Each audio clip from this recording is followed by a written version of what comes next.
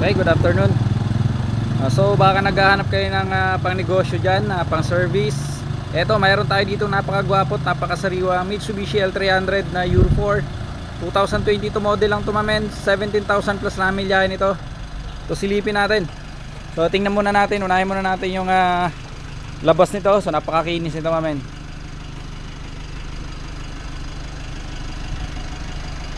So yan, ditong side pa lang makita nyo naman gano'n nakakinis yan. Gulong nito, so goods na goods pa, siguro mga 90% pa to. So matagal-tagal nyo pang itatakbo to.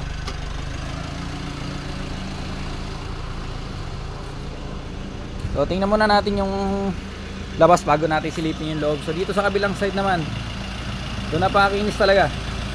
So walang katalo-talo tong unit na to mamen.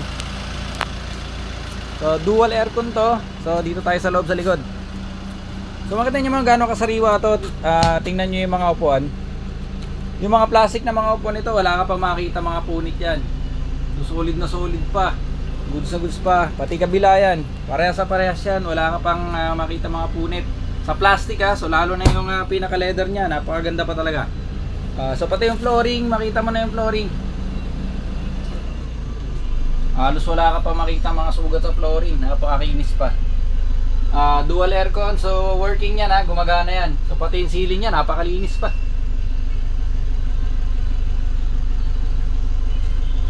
Okay, so silipin naman natin yung dito sa harap. Okay, sidings naman Kita nyo ba yung sidings na yan, napakalinis pa. At mga upuan, walang kadumi-dumi. Pati yung flooring nito dito sa harap, napakalinis. Kisame, goods na goods. So tingnan natin yung milyahe.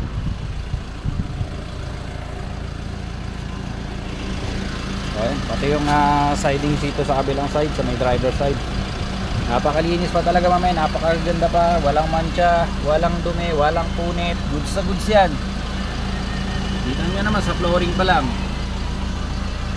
So milyahe nito is yan, 17,000 plus, 17,261. So sariwang sariwa pa, batang bata. So kung interesado kayo dito mamen, mag-iwan lang ako ng contact number dyan sa description. So kayo nang bahala. Kung may mga katanungan kayo, message lang o kaya tawag lang. Thank you.